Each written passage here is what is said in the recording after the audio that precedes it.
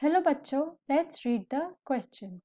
Which one of the following is a correct statement regarding DNA polymerase used in PCR? तो हमारा option number 1 है It is used to litigate introduced DNA in recipient cell. हमारा option number 2 है It serves as a selectable marker. हमारा option number 3 है It is isolated from a virus. हमारा option number 4 है It remains active at high temperature induced denaturation of double stranded DNA. तो इस question में हमें बताना है कि पीसीआर के रिगार्डिंग डीएनए पॉलीमरेज जो हम लेते हैं उसके हिसाब से इसमें से कौन सी स्टेटमेंट करेक्ट है। आज का की कॉन्सेप्ट है पीसीआर या फिर polymerase chain reaction. Polymerase chain reaction. तो पहले हम समझते हैं कि पीसीआर की प्रोसेस एक्चुअली होती क्या है।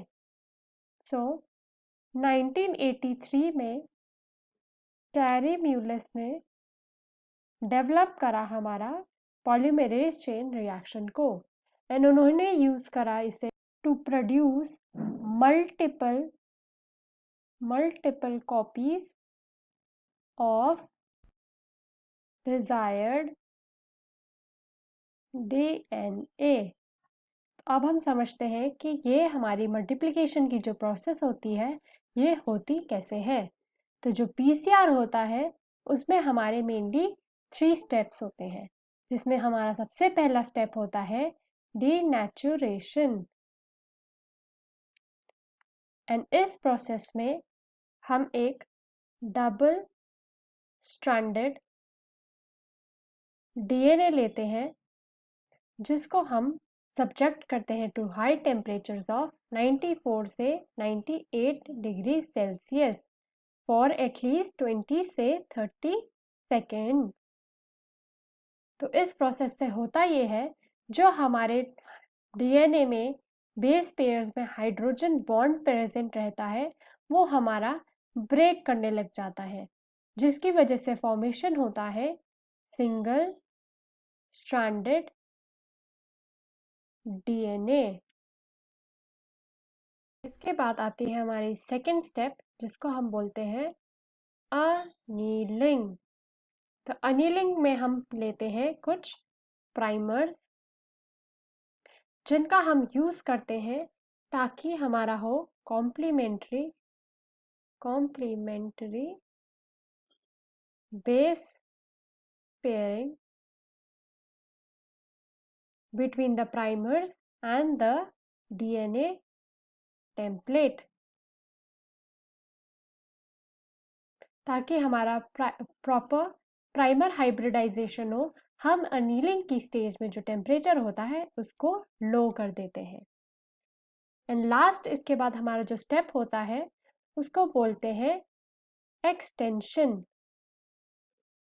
एंड इस स्टेप में हम लेते हैं डीएनए पॉलीमरेज,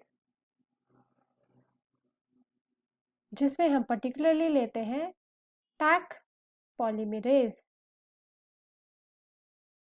एंड इसका हम यूज करते हैं to join the primer and the DNA template.